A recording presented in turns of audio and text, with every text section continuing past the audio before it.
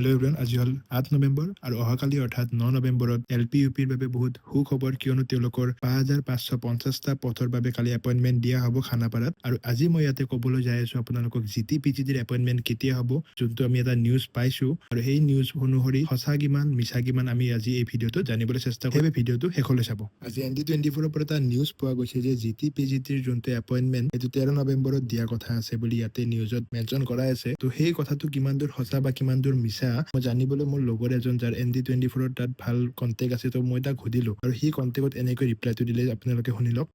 মই ফোন কৰিলোঁ অলপ আগতে ND24ত। তেওঁলোকে কৈছে যে একদম সঁচা নিউজ হয়। মানে মই ক'লোঁ যে EM ছাৰে কিবা বাইট দিয়া নাই দেখোন। কৈছে EM ছাৰে অলপ পিছতে বাইট দিব কিবা, এনেকৈ ক'লে তেখেতে। প্লাছ ক'লে যে আমি মানে অলপ, মই ক'লোঁ এনেকৈ যে শংকিত হৈছোঁ আমি গোটেইখিনি কেণ্ডিডেটখিনি, আমি 13 তাৰিখে আমি আপোনালোকক বিশ্বাস কৰোঁ মানে নিউজ ND24ক।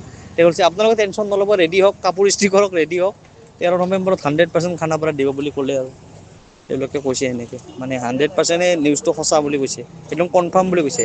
মানে CM কৈছে বোলে, EM কোৱা বুলি কৈছে সিহঁতে, যে কি নাম আছিল, এই সপ্তাহটোৰ ভিতৰত দিব বুলি কৰি সিহঁতে 13 নৱেম্বৰটো পুৰা একদম একজাক্ট ধৰিছে ডেট মানে।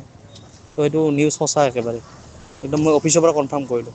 আৰু যিকোনো নিউজ এটাত হয়তো এনেকৈ ভুৱা বাতৰি নোলায়, কাৰণ এটা নিউজ চেনেল হয় যোনটো বহুত মানুহে চাব, তাত এনেকৈতো নিউজ দিব নালাগে। আৰু ND24ৰ পৰা যদি ক'বলৈ যাওঁ, আগে পিছে এনেকুৱা হৈছিল যে যিমানবোৰ এপইণ্টমেণ্ট আমাৰ দিয়াৰ কথা থাকে, সেই ডেটবোৰ এডুকেশ্যন মিনিষ্টাৰে হওক বা চিফ মিনিষ্টাৰে হওক, তেওঁলোকে দিয়াৰ আগতে বা ডেটটো এনাউন্স কৰাৰ আগতেও নিউজত ND24ত দিয়া যায়, কিয়নো তেওঁলোকে অলৰেডি তেওঁলোকক সুধি কিনে নিউজৰ ডেটটো ইয়াতে তেওঁলোকে মেনশ্যন কৰাই দিয়ে নিউজত। তো সেইবাবে আমি ক'ব পাৰোঁ যে এই নিউজটো খুব ভুৱা নহয়। 13 নৱেম্বৰত আপোনালোকে আপোনালোকৰ এপইণ্টমেণ্টটো GT/PGTৰ কাৰণে ৰেডি হৈ থাকক। EM ইতিমধ্যে কৈছে যে খুব সোনকালে ইয়াৰে আপডেট দিব বুলি, কালি LP/UPৰ হোৱাৰ পিছত। তো আমি খুব কম দিনৰ ভিতৰতে আমি গম পাই যাম যে এইটো নিউজ সঁচা নে মিছা। এনেকুৱা নিউজ আপোনালোকে আপডেট পাবলৈ মোৰ চেনেলটো আপোনালোকে ছাবস্ক্ৰাইব কৰক, যাতে এই নিউজবোৰ আপোনালোকে পাব পাৰে। তো আজিলৈ ইমানেই আছিল। Thank you, have a nice day.